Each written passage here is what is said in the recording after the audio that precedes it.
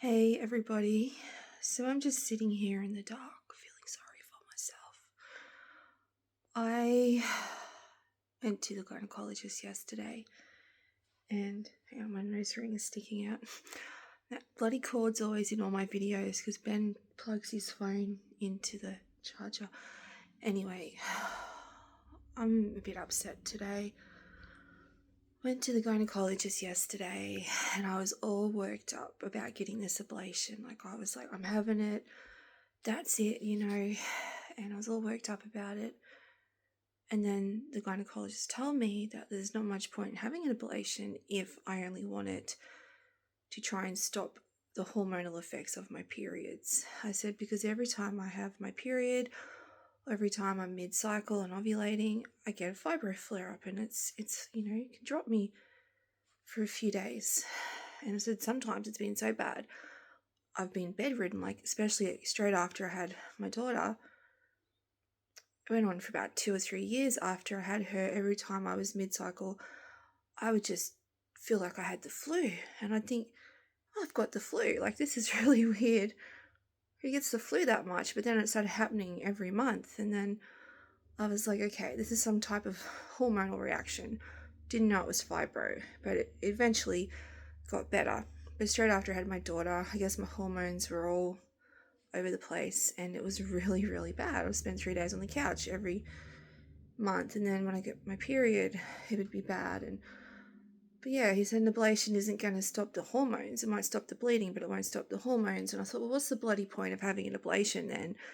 Yes, I'm bleeding every day, but getting a Mirena in should fix that. It's not going to stop my periods. I still had my periods with Mirena, but it was a lot more bearable. It was a light bleed every 2 weeks. I mean, that's better than what I'm dealing with now, which is nearly every day. So I'm just feeling a bit frustrated with that. And then on top of that, I got told that my insulin was a bit high. So my thyroid's all right. I'm not going through menopause. So yay. But at the same time, it's I'm sweating excessively all the time. I'm fatigued. Sometimes I get heart palpitations. If that's not menopause, well, geez, I can't wait for menopause. If I'm suffering now and it's not menopause, I don't know. So maybe it's probably my insulin is up a bit. I am really fat. I know that. When I got the flu last year, I put on 10 kilos because I was so sick. I was on about 16 puffs of Atrovent a day, 24 puffs of Ventolin, I think I had at one point, and Symbicort and Atrovent. I was trying to brush my teeth and I was shaking. I was really sick. I got put in hospital and then it just took me so long to recover. Then I had such a bad bark. I was coughing from the bottom of my pit of my stomach. I was coughing so bad that all my upper body became stiff and tight, and that's my fibro. And so it's taken me so long to recover from being sick last year.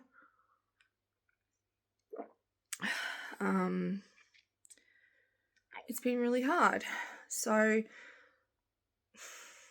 I'm 104 kilos at the moment, and even when I was counting calories, I lost a few kilos, but so slowly.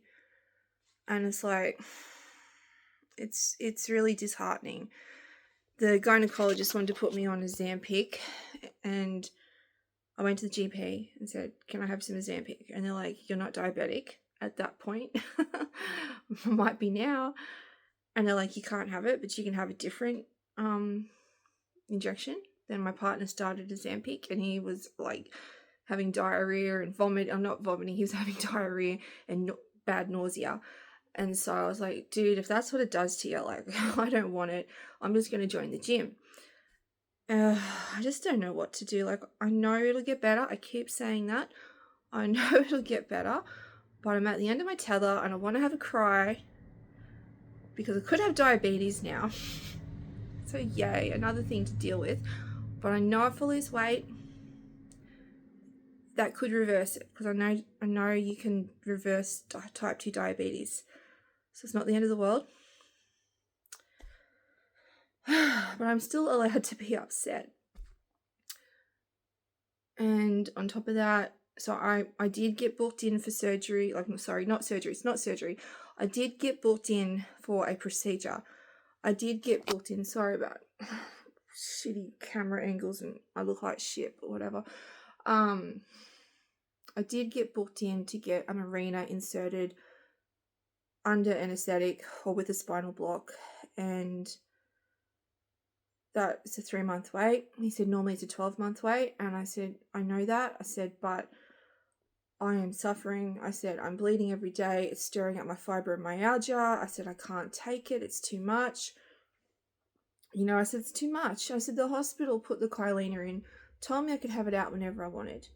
And now you tell, like I said, you guys did this, you need to fix it. He's like, oh, well, we can take it out today if you want. And I was like, no, I need it done under anesthetic.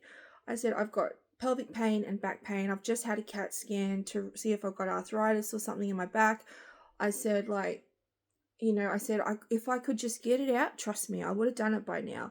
I said, but I can't stand the pain. So, he was nice, and he gave, he just wrote that it was affecting my quality of life, which is true. Like, if I just wanted a Mirena and I could take a pill or something, then fine. I don't mind waiting 12 months, but when it's actually, like, affecting my ability to walk, because, like, it's stirring my fibromyalgia up, and that's causing me full body pain, so it is affecting my quality of life. If I didn't have fibro, I'd probably just be able to get it out at the GP. So I had a Mirena inserted by a GP when I was about 25 after I had my second son, and it was completely fine. Didn't feel a thing. I tried to get one put in about 3 years ago, and oh my God, I was begging for mercy. I was like, you need to stop, because the pain was so intense. And I don't know if that's because I've got fibro now, or whether I've got nerve damage from having kids, or the back pain. Like, I've got to get to the bottom of this back pain, because when I saw the rheumatologist, he said, like, you've got the fibro going on and then you've got the back pain going on, and he said they're two separate things. So that's why I had the CAT scan. I just want to cry. I'm just fucking over it. I'm so over the whole situation. But like Ben said to me, it's another step forward. It's another step in getting a solution. I'm getting there, and that's what matters. How much can one person take? Like, I've just had enough, I know a microwave blew up here the other day. Luckily, I've got one in storage at my dad's, so that's okay. But, yeah, I don't know. I'm just having a rant. I know it could be worse, could be a lot worse. The issue is, though, that I've just been tested for everything under the sun, and not much has come back. The main thing seems to be that I've got fibro, and my periods are giving me hell, and hopefully Mirena will sort it out. I've done a Helicobacter breath test. I've got to do a SIBO breath test just to rule out anything there. But my stomach is feeling a lot better since I've been on the NDEP. Thank God something's working. So, and I've got to go to the dentist tomorrow because my tooth broke. This tooth and this tooth broke. I'm just like, oh my God. I don't know. I'm going to be like 45 with dentures, I swear to God. I've had it. I just want to go get my hair done and have a holiday. Like, I could have had my hair done by now, but I wanted to go to my hairdresser, and they were booked out to the end of the month because I think they had someone on maternity leave or something. So I was like, I'd rather go to my hairdresser, so I've just had to wait. And it's such a little thing, but to me, it's a big thing. Like, when my hair's done, when my hair's on point, I feel good about myself, and I like getting my hair done. So I just need to go and get my hair done, and then I'll feel better. That's my rant. That's my health update. This is a health journey. I'm going to get my ass down to the gym next week. I can't do it. I can't mentally deal with it this week because I've got appointments this afternoon for my other children that I have to deal with, and then I've got to have my my glucose intolerance test on Friday because I now need, because the gynecologist booked me in for a 2-week appointment to discuss my phone appointment to discuss my results about that, to see whether I need to start metformin or something. So I can't put that off any longer, so I need to go and have this glucose test. And then tomorrow I'm busy, so next week, and the weather's cooling down now. It's been 40 degrees for like 2 weeks, and it's like the last thing I felt like doing was going down to the gym. But next week, weather's cooling down, get all this shit out of the way, I'm going to the gym, I'm going to join up, and I'm going to get my ass down there because I'm turning into a fat diabetic. I don't need that. I've got enough problems. Okay, rant over.